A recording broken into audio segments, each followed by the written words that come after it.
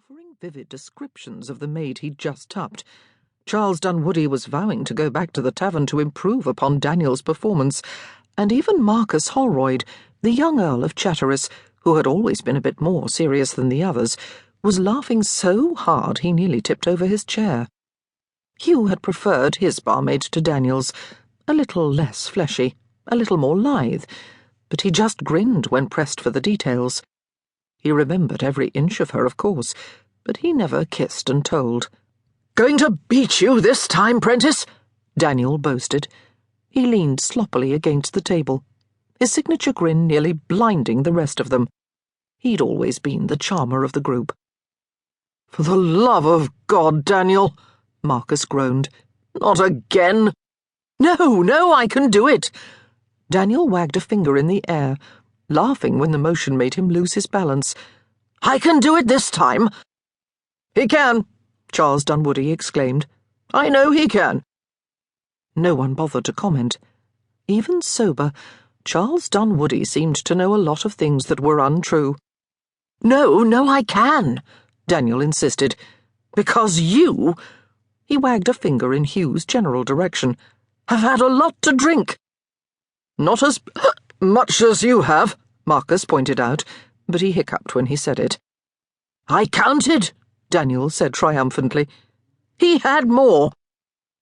"I had the most," Dunwoody boasted. "Then you definitely should play," Daniel said. A game was struck, and wine was served, and everyone was having a grand time, until Daniel won. Hugh blinked, staring at the cards on the table. "I won," Daniel said, with not inconsiderable awe. "Will you look at that?"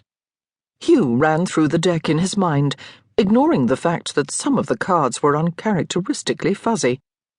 "I won," Daniel said again, this time to Marcus, his long-time closest friend. "No," Hugh said, mostly to himself. It wasn't possible. It just wasn't possible. He never lost at cards.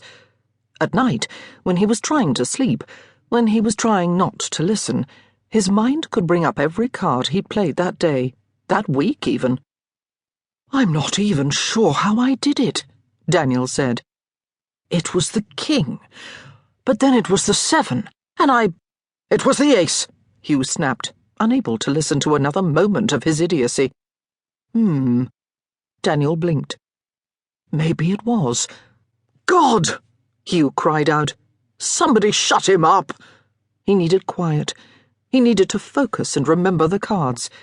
If he could just do that, this would all go away. It was like the time he'd come home late with Freddie, and their father had already been waiting with... No, that was something different. This was cards. Piquet. He never lost. It was the one thing, the only thing he could count on. Dunwoody scratched his head and looked at the cards, counting out loud. "I think he... Winstead, you bloody cheat!" Hugh yelled, the words pouring unbidden from his throat. He didn't know where they'd come from, or what had prompted him to say them, but once out, they filled the air, sizzling violently above the table. Hugh began to shake. "No," Daniel said. Just that. Just no, with an unsteady hand and a confused expression. Baffled, like... But Hugh wouldn't think of that. He couldn't think of that. So instead, he lurched to his feet, upending the table as he clung to the one thing he knew was true, which was that he never lost at cards. "I didn't cheat," Daniel said, blinking rapidly. He turned to Marcus. "I don't cheat." But he had to have cheated. Hugh flipped through the cards in his mind again, ignoring the fact that the Jack of Clubs was wielding an actual club, and he was chasing after the 10, which was drinking wine out of a glass much like the one currently shattered at his feet. Hugh started yelling. He had no idea what he was saying, just that Daniel had cheated and the Queen of Hearts had stumbled. And 42 times 306 was always 12,852. Not that he had any idea what that had to do with anything, but there was wine all over the floor now, and the cards were...